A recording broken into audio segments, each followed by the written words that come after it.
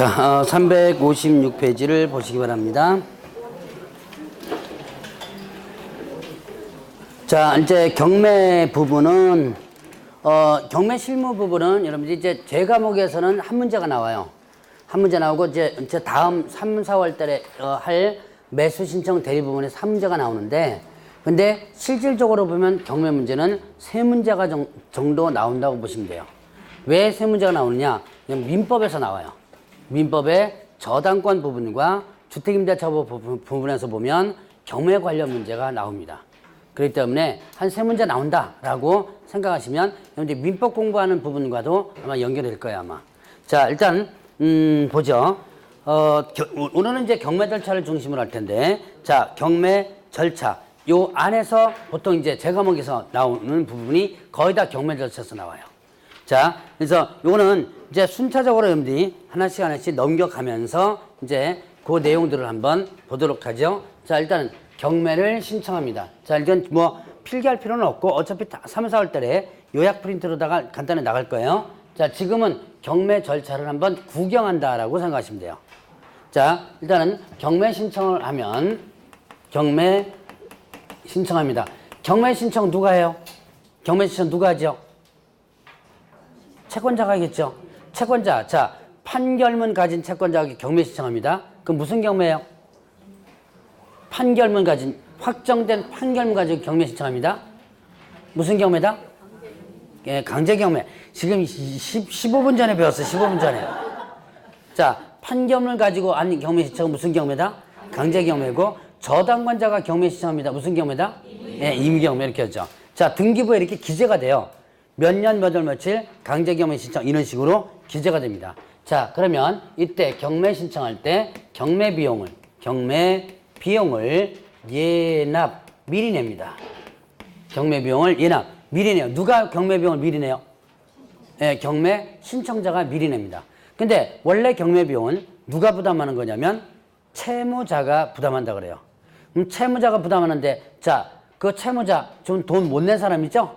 못 갚은 사람. 그럼 못 갚은 사람한테 너 돈 비용 내놔라 그러면 못 내놓겠죠? 그래서 이 채무자가 부담하는데, 이게 부담이 뭐냐? 목적물이 팔리면 그 팔린 대금에서 비용이 가장 먼저 빠져나가요. 그런데 그렇게 비용 부담하면 될 거를 왜 경매 신청자가 미리 내느냐? 이거는 중간에 경매가 취소되거나 취하되는 될 때를 대비해서요. 자, 그러면 취소되거나 취하되면 목적물이 팔려요, 안 팔려요? 안 팔리죠. 자, 취소는 조금 있다가 하겠지만 법원에서 직권으로 절차를 없애는 거예요. 절차를 없애는 것을 뭐라 한다? 취소라고. 취하는 거예요. 이건 오늘 공시법에서 배웠을 거예요. 뭐 아까 보니까 어느 분이 있어. 공시법 선생님이 가장 인기 많은가 봐. 사랑스러운 공시법 선생님 모르겠던데. 아까 누가 이제 다 들었어. 자, 공시법에서 배웠죠? 공시법에서. 자, 다시. 취하라는 게 있습니다. 취하가 뭐예요? 취하. 취하란 신청자가 뭐예요? 걷어들이는 거예요. 여러분들 고소를 취한다 그러죠? 고소 취하. 신청자가 걷어들이는 거예요. 그러면, 자, 보죠. 경매를 취하는데 신청자가 도로 걷어들인다. 왜 걷어들여요? 왜 걷어들이죠? 채권을 받았으니까. 예, 받았으니까. 돈 받았으니까. 자, 그러면 보죠. 지금 경매를, 자, 이건 다음 주에 물어볼 겁니다. 경매를 걷어들이는 시점이 있습니다. 언제까지 경매를 취할 수 있을까요? 경매 취하는, 자, 소유권 넘어가기 전까지만 취하면 돼요. 소유권 넘어가기 전. 그러면 이제 요거는 이제 여러분들이 대답해야 돼요. 그럼 경매 취하는 언제까지 할 수 있죠? 제가 분명히 답을 알려드렸어요. 예, 대금 완납 전. 대금이 완납되는 순간에 소유권 넘어가죠? 그러니까 이 소유권에 넘어가기 전인 대금 완납 전까지 경매를 취할 수 있습니다.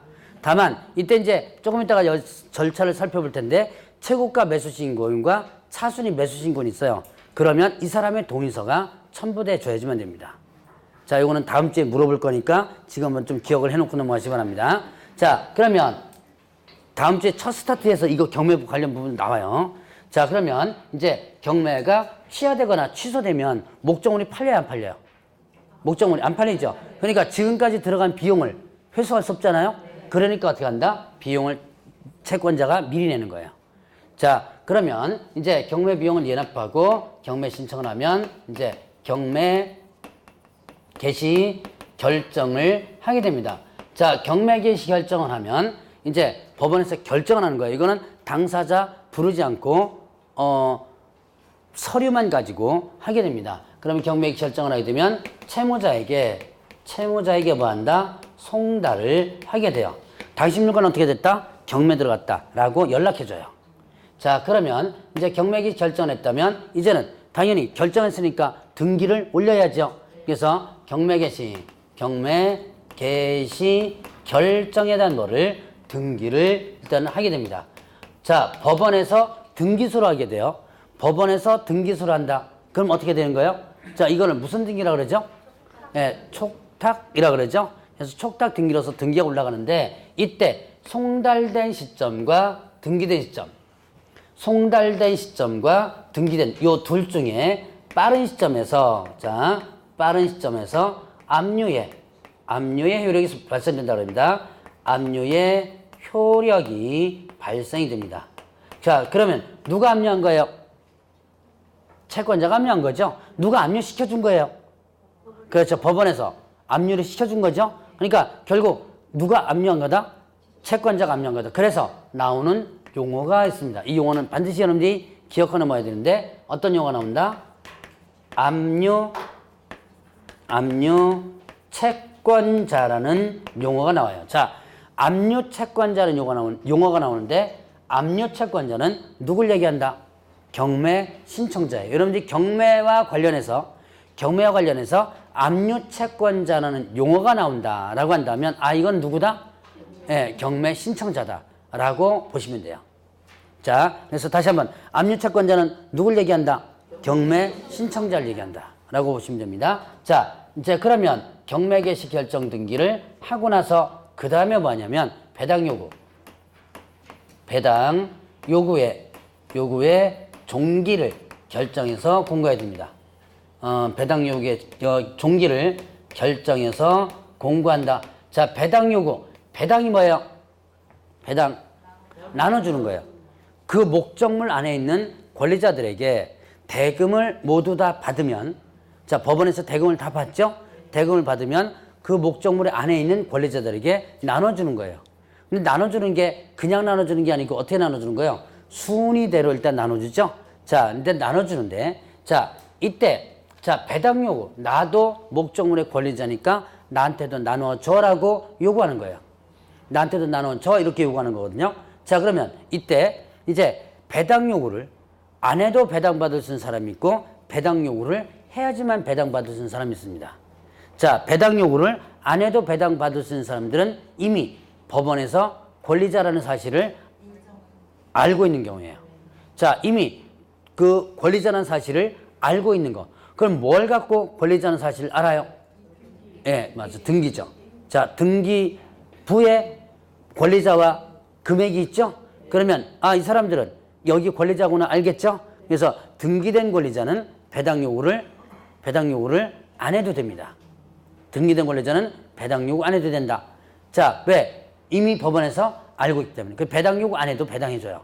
그런데 등기되지 않은 권리자는 어떻게 한다? 배당 요구를 해줘야 돼요. 자, 그럼 등기되지 않은 권리자는 어떻게 돼요? 자, 내가 이 목적물에 지금 살고 있는 권리자다는 것을 증명을 해줘야 돼요. 배당 요구할 때는 뭐 주민등본, 그거 살고 있는 임대차 계약서, 이런 거 임차인들 있죠? 그런 거 첨부해가지고 나도 여기 목적물에 살고 있는 권리자다는 것을 증명해서 배당 요구를 해줘야지만 됩니다. 자, 그러면 일단 여기서 보면, 자, 배당 요구를 해야 될 사람과 배당 요구 안 해도 되는 사람, 기본적으로 구분 잡는 것을 뭘 갖고 구분 잡는다? 예, 등기 갖고 구분 잡는다. 요건 여러분들 좀 기억을 해놓으라 했어요. 자, 등기된 권리자는 배당 요구를 안 해도 된다. 등기되지 않은 권리자는 배당 요구를 해야 된다. 물론 이제 등기된 권리자도 이제 조금 더 깊이 들어가면 첫 경매 개시 결정 등기라는 조건이 있습니다. 근데 이제 거기까지는 여러분들 일단 1차적으로 기억하지 말고 요 두 가지만 기억하면 돼요.